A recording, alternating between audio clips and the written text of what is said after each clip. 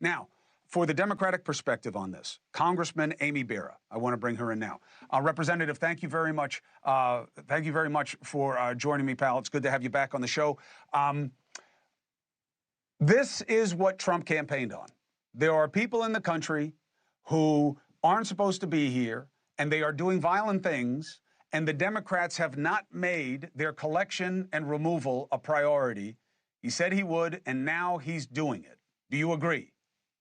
Yeah, he won the election. You know, if we focus on folks with convictions, folks with deportation orders, I don't think you're going to see us fight him on that. Again, that's what the public wants to see. So go ahead and focus there. On the other hand, if it's dreamers, if we see folks that have been here for decades, they're responsible citizens, members of our community that are getting rounded up, that might be different. So again, focus on the criminals, focus on folks that already have deportation orders. And again, I think you'll see Democrats maybe not leaning into it, but we won't fight them on it.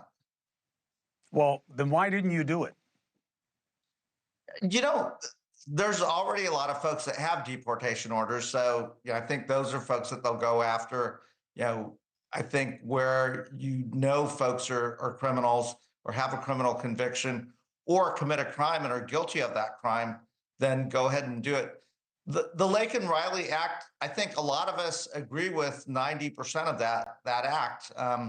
We just, again, the presumption of innocence until proven guilty. So just an accusation to go into detention is a little bit worrisome, especially for folks like the DACA kids, the Dreamers, others that are here with some legal protections. That's why I think you saw some Democrats vote against it.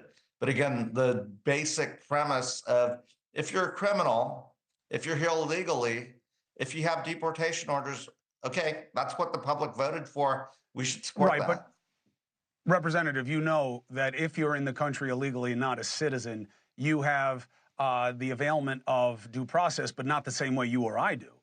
And it's not that the law's provisions were being challenged legally, they were being challenged politically at this point. And my question to you was, if this is so obvious that Democrats won't push back on it, why didn't they do it during the Biden administration instead of promoting catch and release in sanctuary cities that are really anathema, the opposite of what's being done?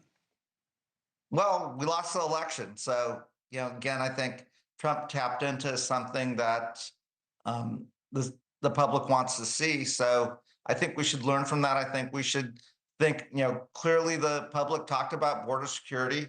I've been down to the border multiple times. You talk to the Border Patrol a decade, 2 decades ago, it was folks coming up from Mexico, going back and forth, largely working. They'd see the same folks. I think we turned a blind eye to that. These were folks that, were helping our economy, and, it's changed though, right? So you have folks from Central America, you have Venezuelan refugees, migrants. I think the public has said, this is a different set of folks that are showing up on the border. Mm-hmm. And it's, you see Indians, you see Chinese, you see others from all around the world. I get it. They're human beings and legitimately they want a better life. But if we pay attention to the election, the public said, well, wait a minute, this is different. Right. Look, doing my research on you, you are seen as a fair broker. You are seen as a Democrat who wants to make deals, who wants to create progress. If you work with the Republicans and reform this system, legal and stopping illegal entry, your constituents are going to thank you and they're going to reward you. You're right. Your party got the optics wrong on this in terms of what policies were valued by the majority of Americans. The question is, do you lean into that, or do you lean into the left flank that has some diluted idea? Last word to you. I think we lean into the pragmatism, right? There's a deal to be had here.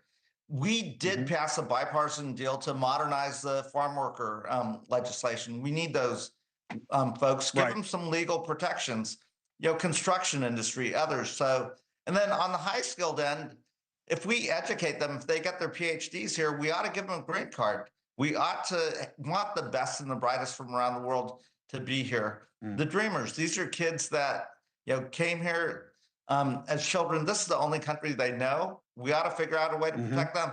So there's a deal to be had here. Senator Lankford, Senator Sinema, I thought gave a valiant effort to put something together. Let's dust that off. Let's, think about what we could do. Trump wants to secure the border. Like, we'll work with President Trump on that. Let's get the criminals out of the country, and then let's get a deal together.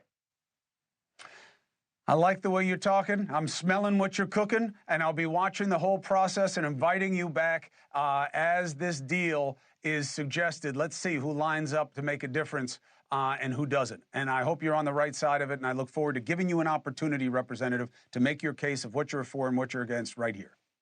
Great. Thank you. Be well. Hey, thanks for watching. Go to joinnn.com to find NewsNation on your screen. And don't forget, click the red subscribe button below to get more of NewsNation's fact-driven, unbiased coverage.